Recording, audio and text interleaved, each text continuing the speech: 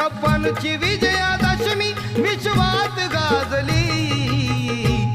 सावलीत पिंपळाच्या भीममूर्ती साजली.